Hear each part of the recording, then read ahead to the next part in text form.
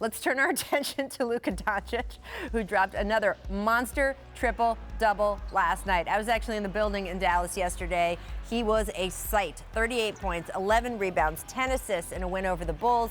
Luka's reaction to his ninth triple-double with 30 points, though, was, it's just stats. I think every game is just another stat.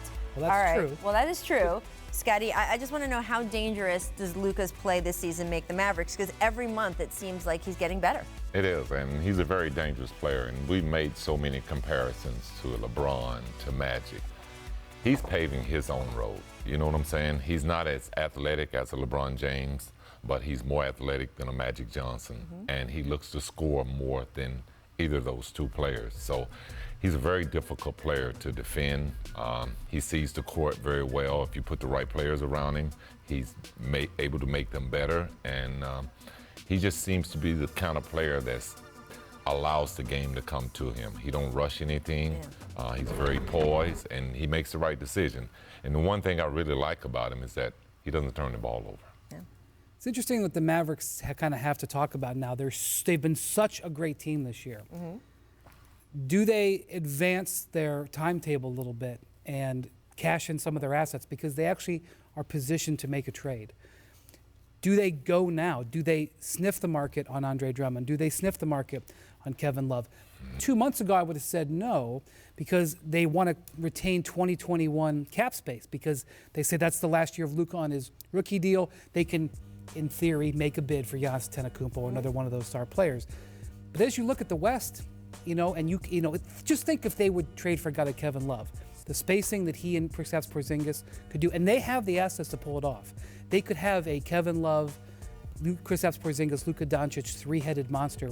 Think about how dangerous they would be in the playoffs. Are you confident enough in Kevin's health long-term for that? I don't think they would do something like that, because I think that they're still guarding 2021 cap space. But the guarding 2021 cap space was an easier strategy a couple of months ago when you didn't see how good this team was.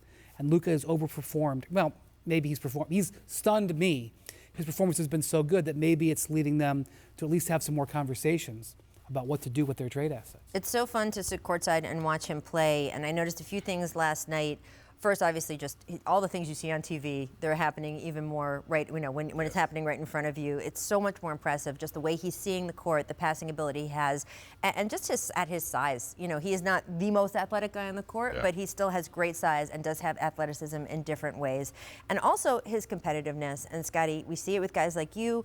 It sounds silly to say about anyone who's in the NBA, oh, he's really competitive. I know everyone in the NBA wants to win, but there are guys where it just means everything to them. They cannot live through the next 5 minutes if they are not winning whatever moment they're in.